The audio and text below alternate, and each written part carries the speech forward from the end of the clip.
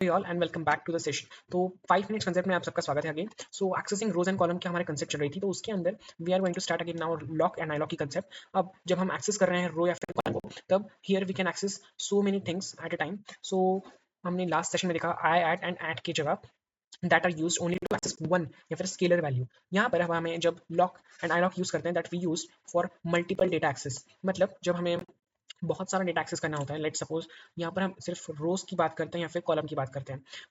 Lock के अंदर we can generally use multiple things, row भी एंड कॉलम भी। सो यहाँ पर अगर हमने सिर्फ lock D F dot lock one दिया, वन इसका मतलब वो रो को एक्सेस करेगा, उस रो को जो यहाँ पर है। सबसे पहले हम इस टेबल को देख लेते हैं।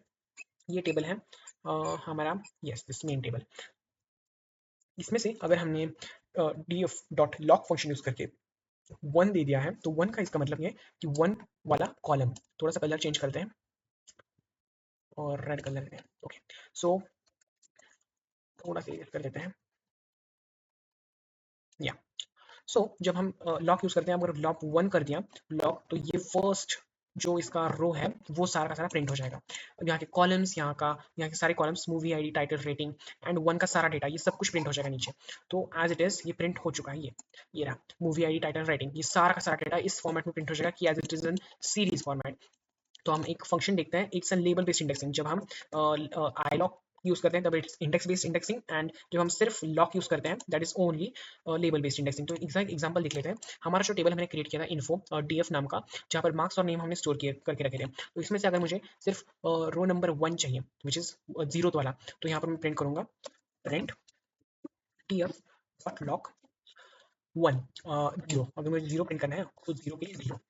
एंड अगर हम आई लॉक से प्रिंट करेंगे, सबसे पहले एक एग्जांपल देख लेते हैं ये कैसे प्रिंट करेंगे। सो सॉरी, एंड या डी एफ डॉट लॉक, तो ये प्रिंट कर देगा हमारा लास्ट वाला सी। सिर्फ और सिर्फ उसने मार्क्स 10 मीनाक्षी के प्रिंट कर दिए, जो मीनाक्षी बच्ची थी उसके मार्क्स प्रिंट कर दिए 10, उसका नाम प्रिंट कर दिया, फिर सब कुछ नामकरण कर दिया कि ये नेम जीरो इंडेक्स पर है, रो जीरो इंडेक्स पर है, एंड इसका डेटा टाइप ऑब्जेक्ट है। ऑब्जेक्ट मतलब ये एक स्ट्रिंग टाइप का डेटा टाइप है। एंड अगेन इफ अगर हमें iLog से ट्राई करना होता, so again it is the same step. Just let me show you how, and then it's all sorted. So इसकी theory देख लेते हैं what it says.